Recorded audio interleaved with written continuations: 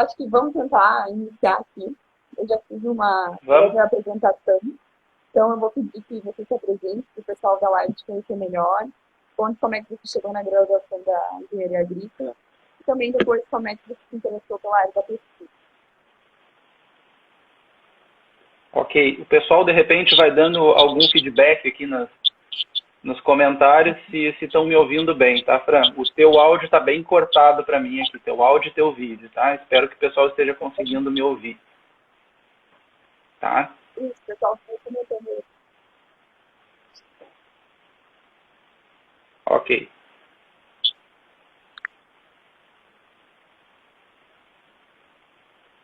Bom, pessoal, acho que a Fran, se não me engano, ela comentou que já me apresentou. Eu sou o Ricardo Scherer Pondorf, eu sou engenheiro agrícola, né, formado na UFPEL, entrei em 2005 e me formei em 2009, início de 2010, né? E decidi seguir carreira acadêmica, tive um pouquinho de experiência profissional também, tá? E aí vamos conversar um pouquinho hoje, então, sobre algumas questões aí voltadas à pós-colheita, que foi uma área que me agradou bastante sempre na pesquisa. Pessoal, estão me ouvindo? Eu estou recebendo uns sinais de ok aqui. Queria saber se está tudo certo, se estão me ouvindo, se eu posso seguir falando. Tá ótimo, Ricardo. Ah, beleza. Bom, vou falar um pouquinho então sobre mim, né? Um pouquinho da minha trajetória, então, para a gente dar uma conversada e depois afunilar um pouco mais nas questões, tá? Bom, eu sou pelotense, tá? Mas eu cresci em Camaquã, né? E vim para Pelotas em 2004, tive uma pequena passagem de alguns meses aqui em Pelotas um pouco antes, em 2001, e eu vim inicialmente para fazer um curso técnico, tá? Na época, me agradava o curso técnico de eletrônica aqui, e eu tentei o curso técnico de hidrologia também, acabei passando nos dois, hidrologia na URGS, né? E porque eu tinha alguns parentes aqui em Pelotas, eu achei que ficou um pouco mais fácil de vir para cá e já conhecia também na época o Cefet, né? Então me agradou bastante vir para Pelotas, tá? Bom, com relação à engenharia agrícola, né?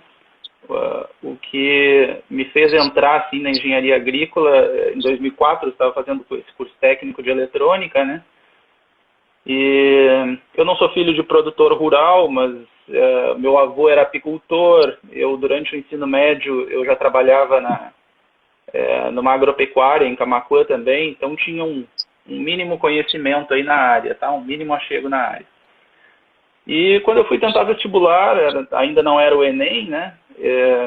Então, algumas opções que eu tinha era engenharia agrícola na época, né? Existia engenharia agronômica também. E eu sempre gostei muito da área das exatas, sempre me dei muito bem na área das exatas, né? Então, acabei entrando para engenharia agrícola, tá? No início foi um pouco complicado, porque eu passei o curso técnico para a noite e fiquei fazendo a universidade durante o dia, né?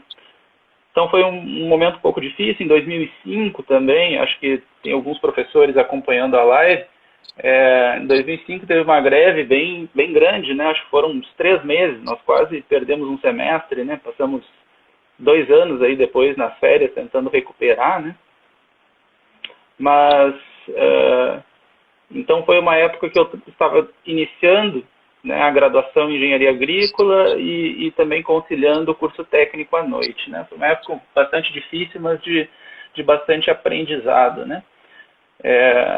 E eu entrei então na agrícola porque na época era uma das poucas opções que tinha na faculdade de engenharia agrícola, né? Era o único curso. Depois, em 2006, acabou surgindo engenharia madeireira e aí foi, né? Era uma época de projeto Reúne, né?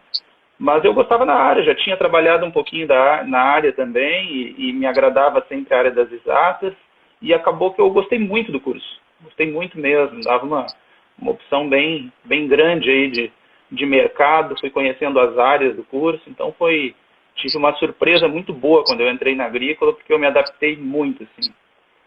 E eu me lembro quando eu me formei no ensino médio, eu tinha uma professora de matemática que ela sempre me disse assim, tu segue estudando, hein? Tu não para de estudar. E, e aí eu tentei seguir também, né? Eu pensei em fazer matemática na época também, só que matemática bateu aquela dúvida, né? Pô, vou seguir 4, 5 anos estudando aí só matemática, né? Meio complicado, né? Então a agrícola era um curso que me agradou bastante entre as possibilidades da época, né? Graças a Deus entrei na agrícola e me adaptei muito bem, sou apaixonado pelo curso, visto a camisa também, sempre vesti, né? E então essa foi uma das as razões aí de eu ter entrado na agrícola. Ricardo, em relação a essa você está apaixonado pela essa área de eletricidade. Fran, não consigo te escutar, Fran. Eu falei que em relação à pesquisa, você incentivou, então, os pessoas ao redor durante a gravação. Pode repetir? Está vindo muito cortado aqui para mim. Em relação à pesquisa, o quê? Em relação à pesquisa, quando você decidiu fazer mestrado, já tinha essa ideia durante a graduação? Então, essa questão do mestrado, na verdade é o seguinte, ó, eu nunca pensei durante a graduação em fazer mestrado, né? Mas no PET, como eu já era petiano, né?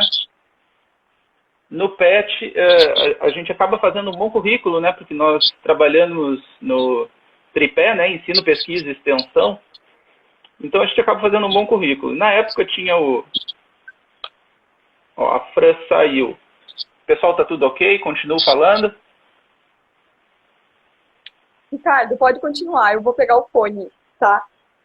Agora melhorou, agora melhorou, tá bem. Tá.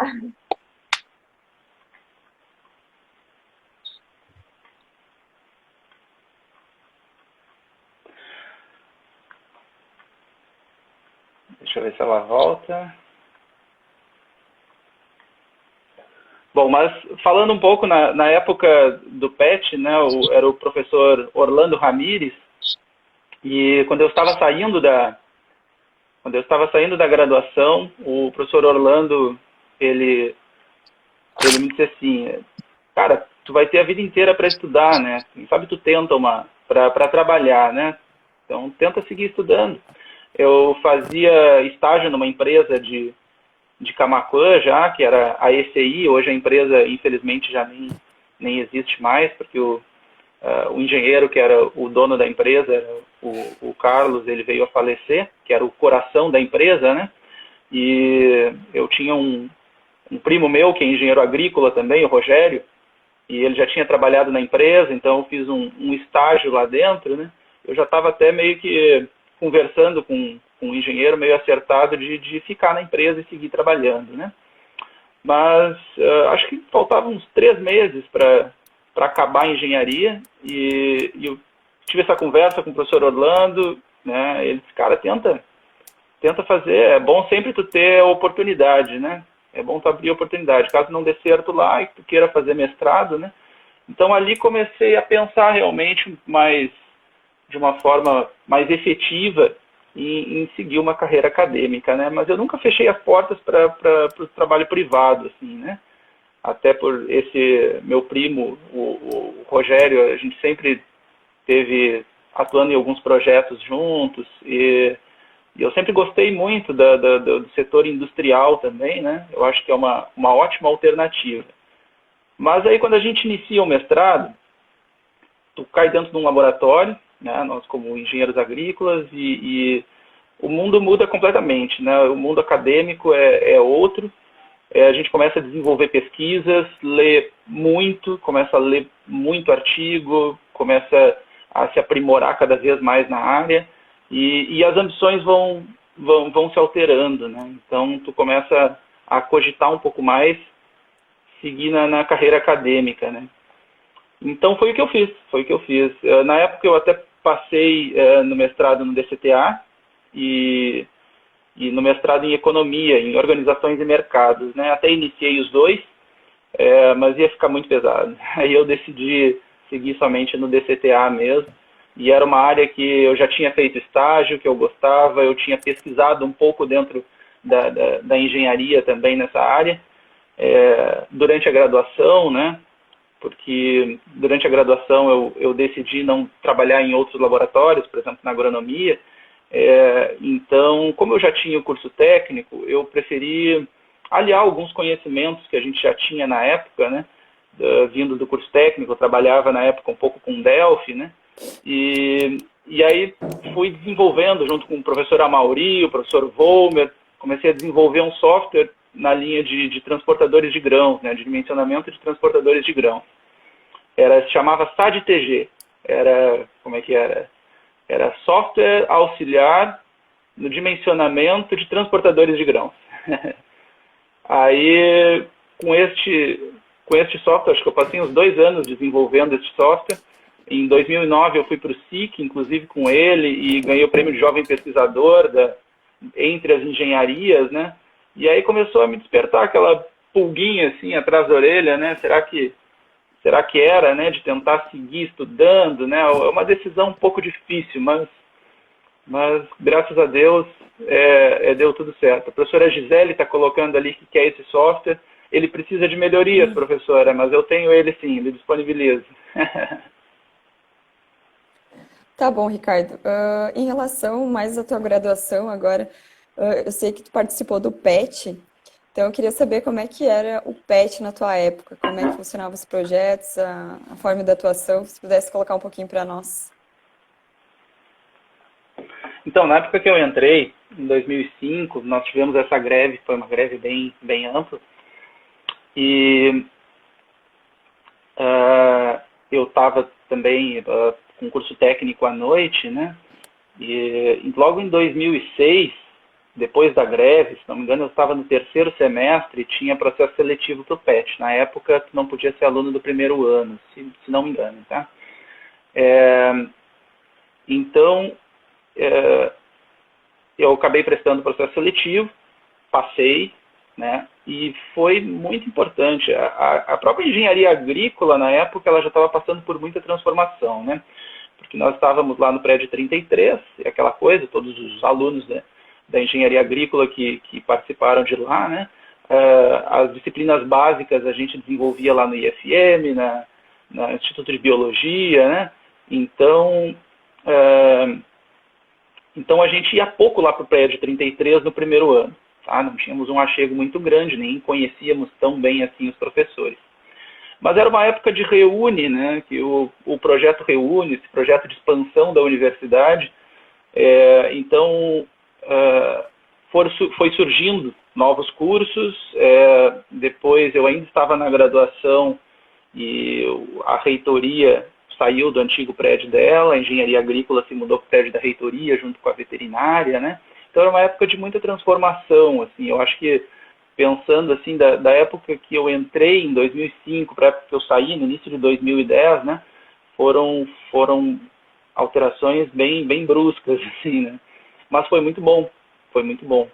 E com relação ao PET, em 2006, quando eu entrei, sempre trabalhei com o professor Orlando, né? O professor Orlando sempre foi o tutor do PET na minha época.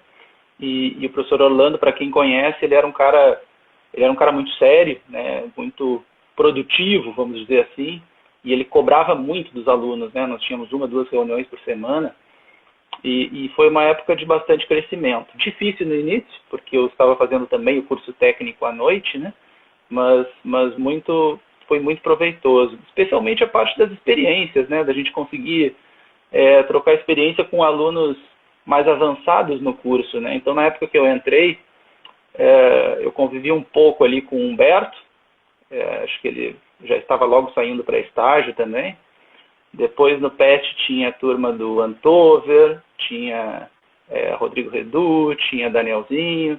Depois já vinha a turma da Gisele, Fabrício, Endrigo. Infelizmente não está mais entre nós. Infelizmente não está mais entre nós, né?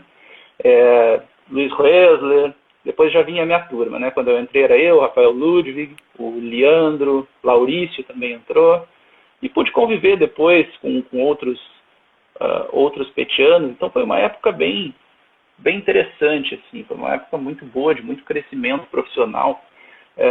Também nós tínhamos, o professor Orlando, foi iniciando, acho que na minha época também, acho que o primeiro foi com a gente ali por 2005, 2006 também, que foi o Fórum de Alternativas e Inovações Tecnológicas.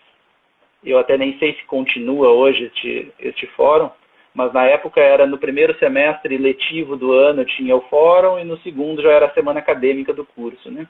E a gente trabalhava bem, atuava bastante, esse fórum até ele ficou bastante conhecido na minha época. Me lembro que eu dei entrevista até para a RBS e tal, então foi bem interessante, assim, né? Tá bem, então. Ricardo, eu não sei, tu já comentou alguma coisa também, mas não sei se tu queria ressaltar, frisar por que tu escolheu a área de engenharia de processamento de produtos agrícolas.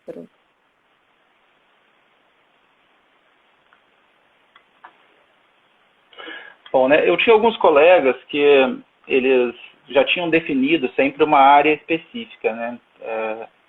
E uma coisa interessante da agrícola, né, para quem gosta da parte de engenharia, é uma possibilidade de trabalhar em diversas áreas diferentes, né, pela própria característica do curso, né. Então, se tu gosta mais da parte civil, tu vai trabalhar com construções rurais. A agrícola te dá toda a base para te trabalhar com construções rurais, não só a base, né, ele te dá habilitação para isso. Se tu gosta da parte de máquinas agrícolas, tu pega toda a base da engenharia mecânica e aplica para trabalhar com máquinas agrícolas, né.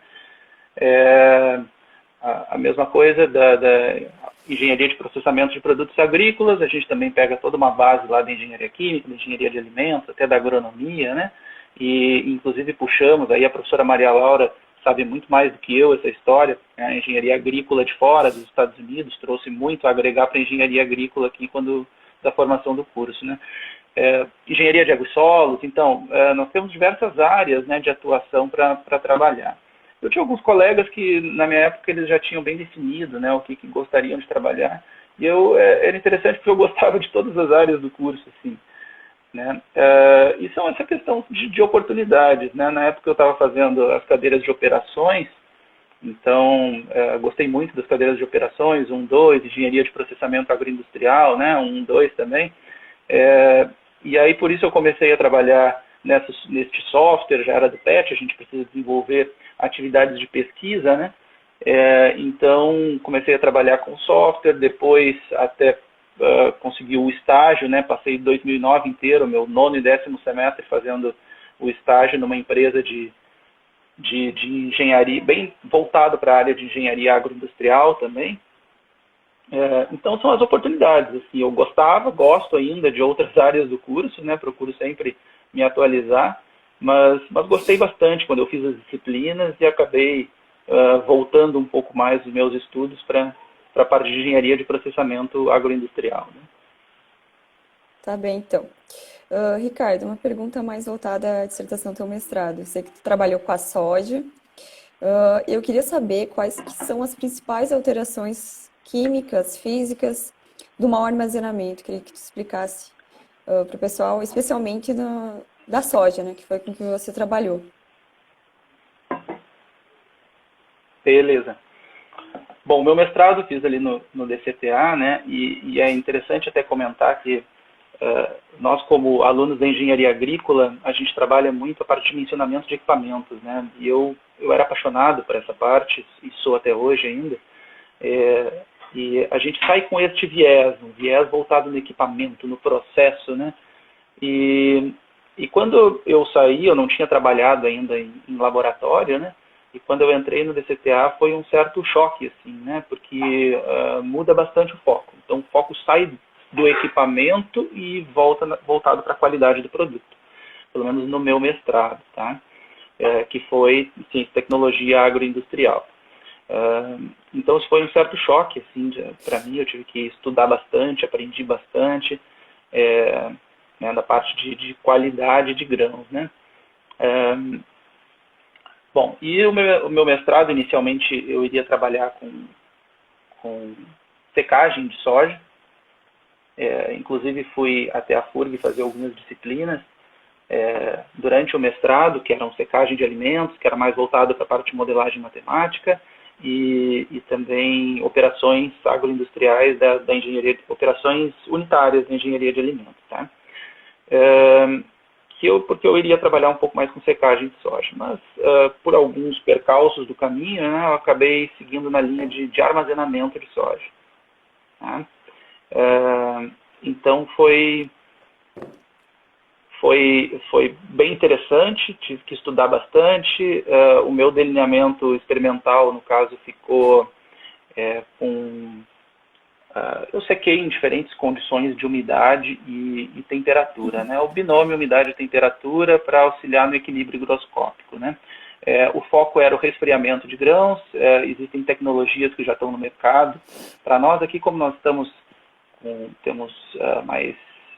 estamos numa região um pouco mais fria no inverno, né? Mas em regiões mais quentes, lá do centro-norte do estado, essa tecnologia já está um pouco mais difundida na linha de resfriamento de grãos, né? Aqui, como nós armazenamos os grãos são armazenados em temperatura um pouco mais amena, não se difunde tanto, mas já se encontra bastante no mercado. Então, o foco foi justamente isso, foi o resfriamento, né? O estudo do resfriamento. Então, eu peguei soja com 12% de umidade, com 16% de umidade e armazenei ao longo de 6 meses. Em temperaturas diferentes. Então, por isso que eu falo do binômio do armazenamento ali, né? Do binômio da temperatura-umidade.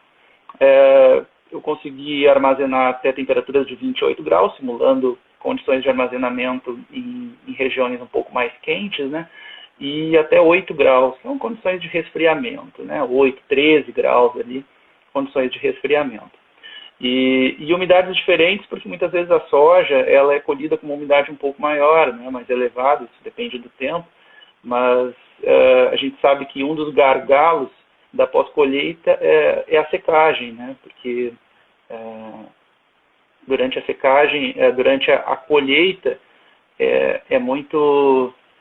tem um volume muito grande de grãos e nós não estamos operacionalizados, né, com uma quantidade tão grande de secadores. Então, às vezes faz uma pré-secagem, isso é muito utilizado atualmente, fazer uma pré-secagem até 16% de umidade, ou mesmo nem secar, somente aerar, para depois da safra, desse período mais complicado, né, de secagem, tu fazer a secagem até 12%, 13% ali, né, para ter um armazenamento mais adequado.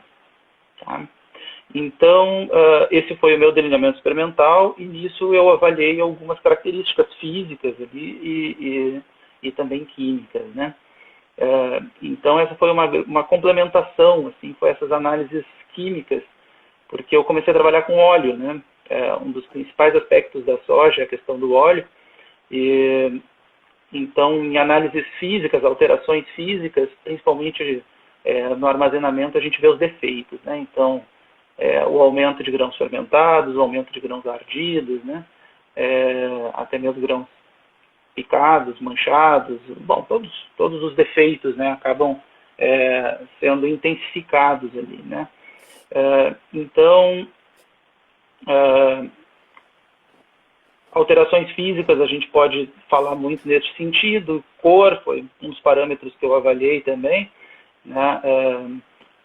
Nós tínhamos o colorímetro Minolta ali, que mede a escala de Hunter, né? A escala L, A, B, com luminosidade, cromaticidade A, B.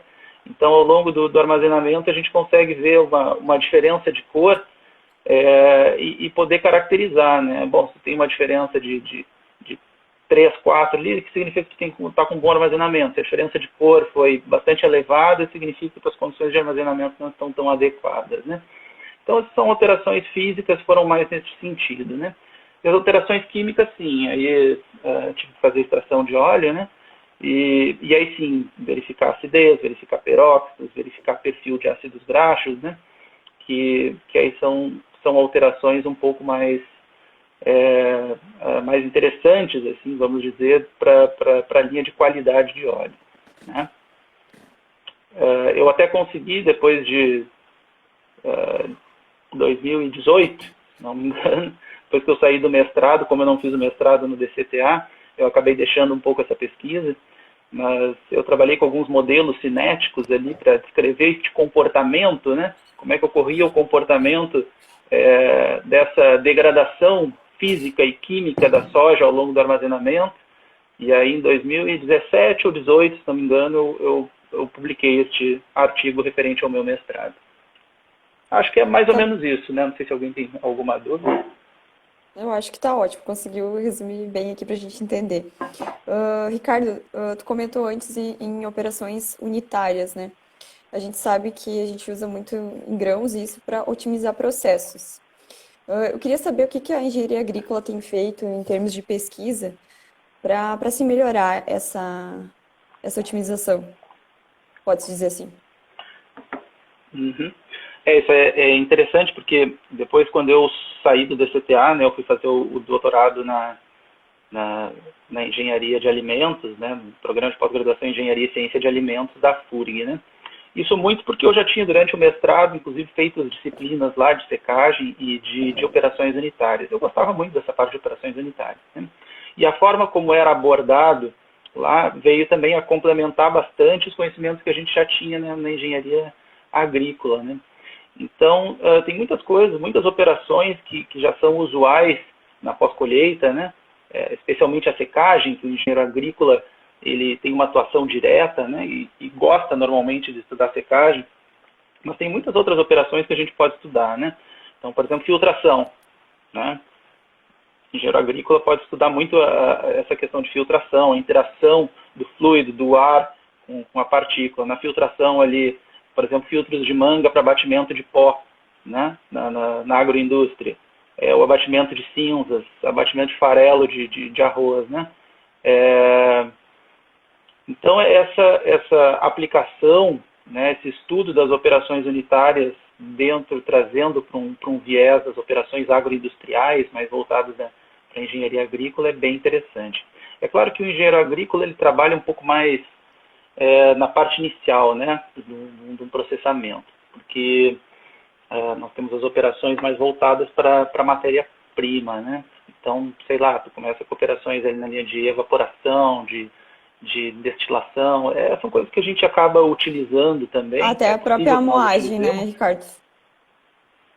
Também. A própria moagem acaba interferindo, que são operações de redução de tamanho, né? Então são operações usuais assim para o engenheiro agrícola que ele trabalha mais numa linha, pensando numa cadeia produtiva, né? Mais na parte inicial da cadeia produtiva, né? Depois a parte de transformação ou elaboração de alimentos ali a gente pode atuar também, tem competência para isso, mas claro que tem outros profissionais aí que até atuam também nessa área, né? Mas é interessante, eu sempre gostei dessa linha de operações e durante o doutorado, por exemplo, os meus 2 principais artigos da minha tese nem são na área de grãos, são na área de operações, né? Porque um deles eu trabalhei no início com microalga e as operações de microalga, para extração de óleo de microalga, eram a secagem, né? Inclusive utilizei alguns secadores diferentes também para verificar esse comportamento, essa modelagem matemática do processo também de secagem. Utilizei algumas tecnologias também voltadas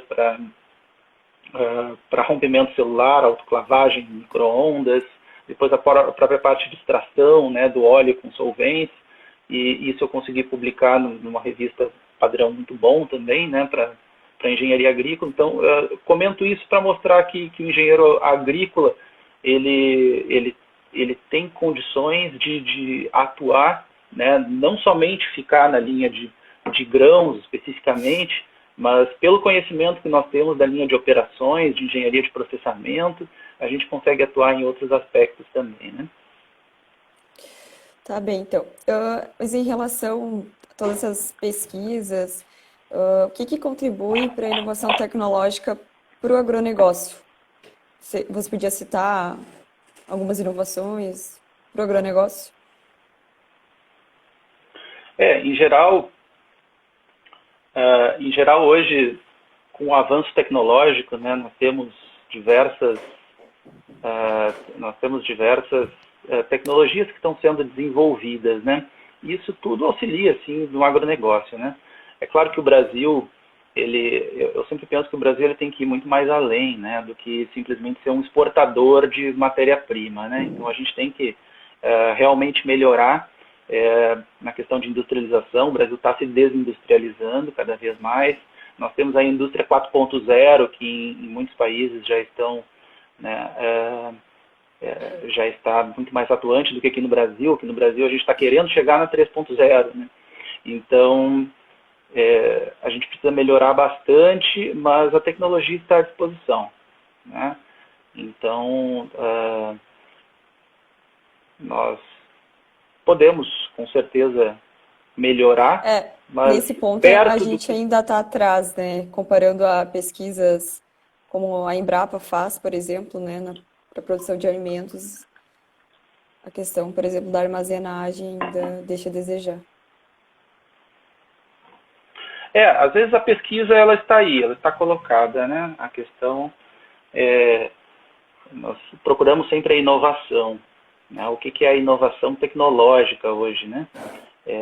Inovação hoje em processos, em produtos, em descobrir novos nichos de mercado para os produtos que a gente produz, né?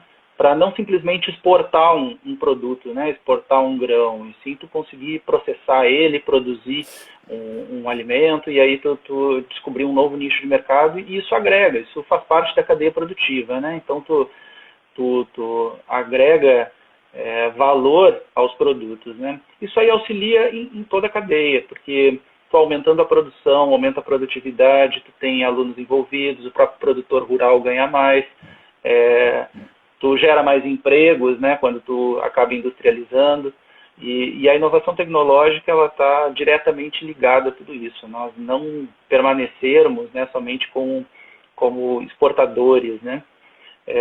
Mas tem melhorado bastante nas últimas décadas, mas os dados mostram que a gente tem muito a crescer ainda, né? Eu fiz, ano passado eu tive na WEG, fazendo um curso na linha de eficiência energética, né?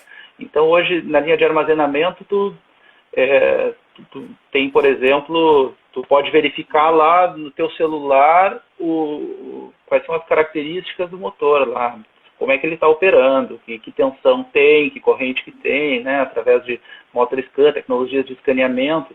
E isso já existe na pós-colheita também, né, na parte de automação. Então a gente tu pode estar em casa com o teu celular e tu verificar como é que estão as condições de um silo armazenador, né? Como é que está a umidade relativa, se está aerando, quantas horas de aeração é necessária, né? Então, Ricardo, hoje já tem essas tecnologias. Em relação ao beneficiamento, tu destacaria algum ponto assim que tem que ter alguma alteração em termos de engenharia, por exemplo? Já tem tido muitos avanços, né? Então, por exemplo, na nossa cadeia de arroz aqui, né? Temos o beneficiamento ou processamento de arroz, que é mais conhecido para nós aqui na região, né? Nós temos muitas empresas que já estão trabalhando direto nessa linha. E sempre dá para melhorar, né? Sempre dá para melhorar. Mas ainda assim, nós podemos destacar que tem ocorrido um avanço tecnológico bem interessante, porque nós estamos chegando num limite já, né? Nós não conseguimos mais melhorar tanto ali. Por exemplo, na questão de quebrados, né? Eu fiz um curso, ministrei um curso junto com o Volney, até lá em Roraima. Até estava me lembrando disso esses dias. E a minha ideia era de que eu chegaria lá e que, né, ia ser um engenho bem precário e tal. Mas não, eles estavam com um engenho todo da Zacaria, tinha uma selecionadora de por cor, né, que era top de linha no Brasil. E então a tecnologia tem. É claro que tudo depende do dinheiro, né? Mas tecnologia já existe, temos sempre que melhorar, especialmente a novos produtos, né, buscar nichos diferentes aí para trabalhar, mas nos produtos tradicionais, hoje já se tem bastante tecnologia embarcada aí. Tá? Mas sempre tem, especialmente na pesquisa, a gente pode trabalhar muito nessas áreas. E em relação aos programas computadorizados para ver rendimento de equipamentos, como é que das unidades armazenadoras, como é que está as pesquisas em relação a isso? a programas computadorizados? Então, por exemplo, a maioria das... Como eu já tinha comentado até, né, tu consegue hoje, já existem softwares que tu do celular tu já consegue gerenciar tudo. Então, essa parte de automação, isso, né, essa interface homem-máquina e internet das coisas, né, hoje se fala muito de internet das coisas, né, a IoT. Então, com essas possibilidades, hoje a gente tem muitos softwares para isso.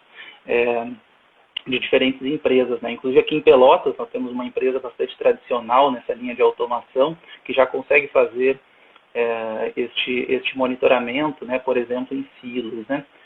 Umidade relativa, temperatura, né? Mas tu tem outras tecnologias que tu pode acrescentar em todos os teus processos, né? Para saber se o teu produto está saindo, com que qualidade está saindo, quanto tu está gastando, né, energeticamente. Tem softwares SCADA, que eles são justamente específicos para isso, para te fazer essa automação, ligar e desligar, né, os processos. Mas eu acho que é essencial ainda que o software ele acaba não substituindo, né, o ser humano, né?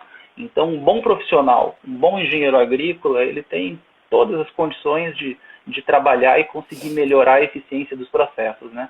Eu até sempre costumo dizer que o engenheiro ele sempre se paga, né, dentro de uma indústria, né? O bom engenheiro consegue trabalhar direitinho, ele acaba se pagando. Tá bom. Dentro, vamos dizer, essa mesma conversa, eu queria que tu comentasse um pouco em relação aos sensores.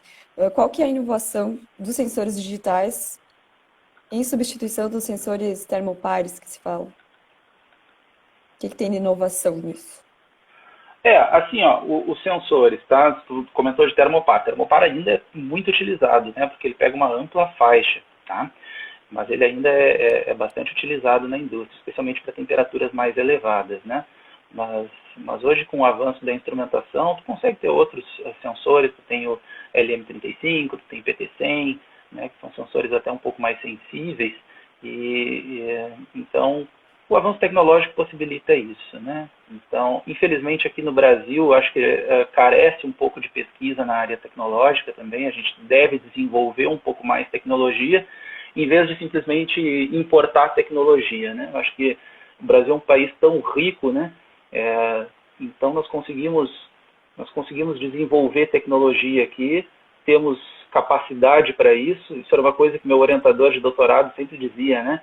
Que às vezes, especialmente na parte de publicação de artigos, né, e desenvolvimento de pesquisas, que aqui no Brasil a gente tem uma cabeça muito criativa, né, porque às vezes com pouco dinheiro, com poucas condições, a gente consegue fazer a mesma coisa ou melhor do que o pessoal de fora, né? Mas eu acho que ainda falta bastante. Eu acho que a gente pode melhorar muito a questão tecnológica aqui. Acho que já temos tudo para avançar nessa linha, tá? Mas os sensores estão aí e é necessário. Eu acho que especialmente para uma parte de armazenagem, né, em silos de sensores de umidade podem melhorar para a gente fazer uma medição local, uma medição geral, né, lá dentro do silo, talvez com sondas, para melhorar realmente a precisão, né, e consequentemente a qualidade dos nossos produtos, né? Todo mundo ganha. Tá bem. Ricardo, eu queria que tu comentasse, falasse um pouquinho sobre as inovações tecnológicas no escoamento dos grãos, questão da logística. O que a gente pode fazer para evitar essa defasagem? Hoje a gente sabe que o desperdício, né, na agricultura ele é bastante grande, chega a 30%. Em termos de pesquisa, inovação, como é que a gente poderia melhorar essas operações logísticas? Em termos de engenharia, processos? Tu sabe que, isso eu me lembro lá das cadeiras de engenharia de processamento, né? E eu me lembro que os professores comentavam, o professor Volmer, até o professor Orlando também, eles comentavam, e até os professores também, a professora Maria Laura, o professor Carlos da Luz, na linha de operações, que nos transportadores, e os transportadores de grão são uma das linhas que nós atuamos, né, no dimensionamento, causavam muita perda, né? Então, quando eu entrei no mestrado, eu me lembro que eu delineei um trabalho que eu gostaria de ter feito, dei uma pesquisada, assim, para a gente realmente conseguir ver o quanto de perda qualitativa e quantitativa a gente tem nos transportadores, né? Eu encontrei alguns trabalhos nessa linha mas realmente não tinha muita coisa. E às vezes alguns trabalhos que tinham eram mais voltados para a linha de sementes também, né? Como sementes têm um valor agregado um pouco maior e o dano na semente ele é mais preocupante do que o dano no grão, né? Vamos dizer assim.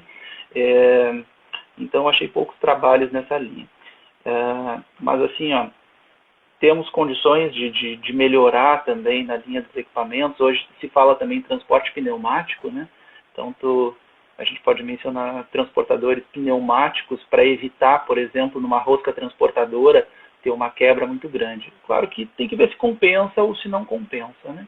Essa é a grande questão hoje, dependendo do produto, do valor agregado do produto que tu está trabalhando, né?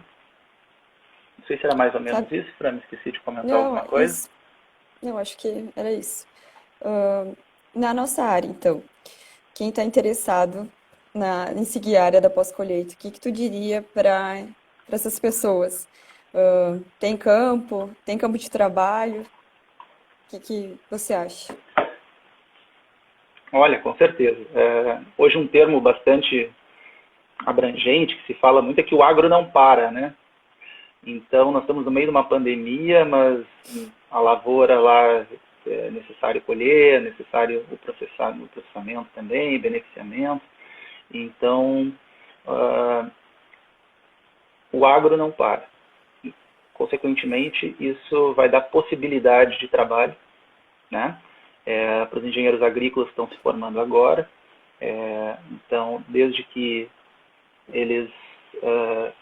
a gente consiga se especializar cada vez mais, né? Eu até estava acompanhando a live de segunda-feira com o Medina, né? E uma das coisas que o Medina comentou foi sobre isso, né? Sobre essa questão de que as coisas têm que continuar, né? Elas têm... nós temos sempre que tentar avançar mais. O engenheiro agrícola é um bom profissional, talvez o melhor profissional nessa área, né? Mais voltado para a engenharia mesmo, né? Claro que na cadeia produtiva tem diversos outros profissionais que atuam. Então, profissionalmente, existem muitas opções, né, de mercado, justamente pela característica do Brasil. Também é muito necessário, eu sempre falo para os meus alunos hoje, eu tento expor que a parte empreendedora do engenheiro vai ter que se tornar cada vez mais abrangente, né? Aquele engenheiro que pega um nicho, consegue se especializar um pouco mais em uma determinada área, abre uma empresa. Nós temos diversos colegas que acabaram fazendo isso e estão muito bem no mercado hoje. Então, depende do profissional. Posso dizer para os futuros engenheiros agrícolas aí que se especializem o máximo possível, estudem o máximo possível e nós temos que arriscar, né? Na área da pesquisa, também. Por exemplo, na própria engenharia agrícola, aí tem engenharia de biosistemas, temos na agronomia também locais que tanto as sementes quanto no DCTA, que agregam bastante engenheiros agrícolas. Na FURG, mais voltado para engenharia, né? E eu sempre saliento isso para os conhecidos que estão trabalhando, né?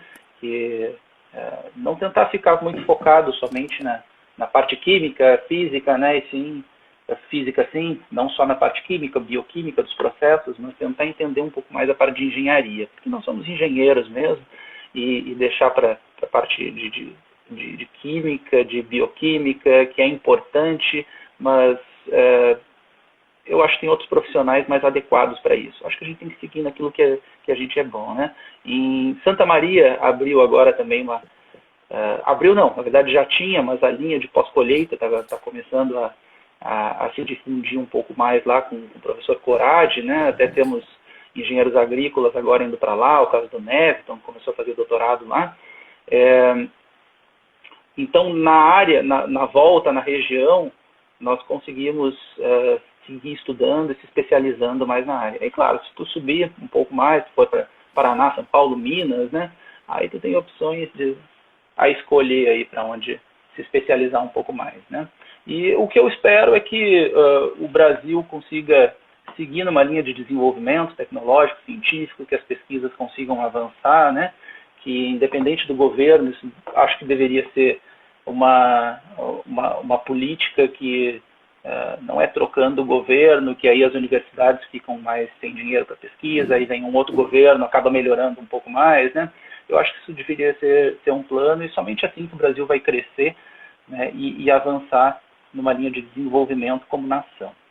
Acho que é mais ou menos nessa linha. O bom profissional, ele tem espaço na pesquisa, na carreira acadêmica, né, na vida profissional, né, na linha privada também. Esse é o meu pensamento, né? Claro que nós estamos no meio de uma pandemia, a gente espera, e danos vão ocorrer, mas a gente espera que em breve aí tudo passe, volte a uma certa normalidade, né? Mas que a gente consiga seguir trilhando os caminhos que já vinha fazendo, né? Tá bem. Acho que é mais ou menos por aí, né? Ricardo, chegou uma pergunta aqui. Você acha que o mercado de trabalho para engenharia agrícola irá melhorar? Da Jennifer Braga. Eu acho que já colocou. Eu acho que em tempos de pandemia tá difícil para todo mundo, né? Mas com certeza o agro, ele tem muito a proporcionar e nós, como os engenheiros, conseguimos abranger, né, muitas coisas que outras profissões não conseguem. Então, acho que tem espaço, sim, basta estudar, querer ir Eu acho atrás. que sim, tem que estudar, tem que galgar, cada um tem que galgar o seu espaço. Mas eu acho que tem espaço para todo mundo no mercado, e até pela característica do Brasil, né? Nós temos muito a avançar na parte tecnológica e nós somos um país produtor. Então nós temos essa característica. Eu acho que o engenheiro agrícola, até porque nós não somos tantos assim, né? Então tem que seguir, independente da área que tu for. Eu acho que essa é uma das áreas que está em crescimento, vai continuar em expansão, né? Então, se tu quiser ir para a cadeia, para a iniciativa privada, para a linha de projetos agrícolas, agroindustriais, ou se tu quiser seguir na carreira acadêmica também, aí depende um pouco mais das linhas de governo, né? Mas das oportunidades que teremos são um pouco menores, mas existem também. Para o bom profissional, para o bom pesquisador, eu acredito que tudo dá certo. Então tá bom, Ricardo. Eu acho que a gente vai ter que encerrar, porque é uma hora de live e daqui a pouco fecha aqui. Primeiramente, eu queria te agradecer. Tem muitos elogios aqui positivos. Eu fico muito feliz de ter aceitado o convite. Te conheço, sei que tu é uma pessoa maravilhosa, um excelente profissional. Então, muito obrigado por ter aceito, sabe? O Pé te agradece. E a Ok? gente se vê por Eu aí, que tá agradeço. bom? É isso aí, brigadão. Eu que agradeço. Um abraço a todos aí. Tá bom. Tchau, tchau. Bom, pessoal, eu vou fechar a live aqui. Queria agradecer a todo mundo que nos assistiu e nos acompanhe nas redes sociais, porque vai ter mais conteúdo, tá bom? Então, até mais. Obrigada.